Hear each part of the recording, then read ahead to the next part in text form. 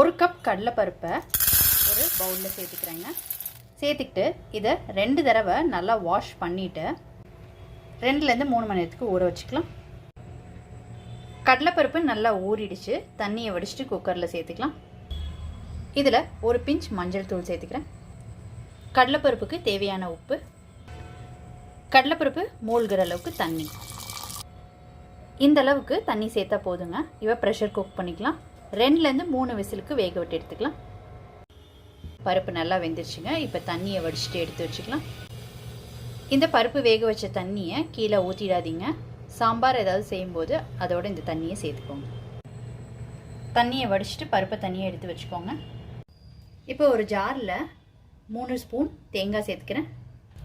1/4 spoon ஜீரகம், 1 பச்சை மிளகா, சின்ன துண்டு இஞ்சி, கொஞ்சோண்டு கொத்தமல்லி இலை. நீங்கள் விருப்பப்பட்டால் கருவேப்பிலை இலை கூட போட்டுக்கலாங்க. இப்போ தண்ணி தொளிச்சிக்கிட்டு கோர்ஸாக அரைச்சி எடுத்துக்கலாங்க. இந்த மாதிரி அரைச்சி எடுத்து வச்சுக்கோங்க. இப்போ தாளிக்கிறதுக்கு ஒரு கடாயில் எண்ணெய் விட்டுருக்குறேன். எண்ணெய் காஞ்சதுக்கப்புறம் இதில் கடுகு, உளுந்தம்பருப்பு, பெருங்காயத்தூள், காய்ந்த மிளகாய், கருவேப்பிலை, வேக வச்ச கடலைப்பருப்பு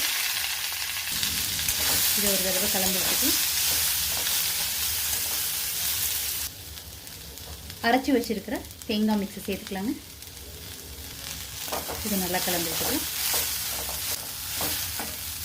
எல்லாத்தையும் ஒன்று சேர்த்து நல்லா கலந்து விட்டுக்கிட்டாச்சு. கடலைப்பருப்பு சுண்டல் ரொம்ப சூப்பராக ரெடி ஆச்சுங்க. இதை சுவாமிக்கு நெய்வேத்தியமாக வைக்கலாம். இந்த நவராத்திரிக்கு நீங்கள் இந்த ரெசிபி கண்டிப்பாக ட்ரை பண்ணி பாருங்கள்.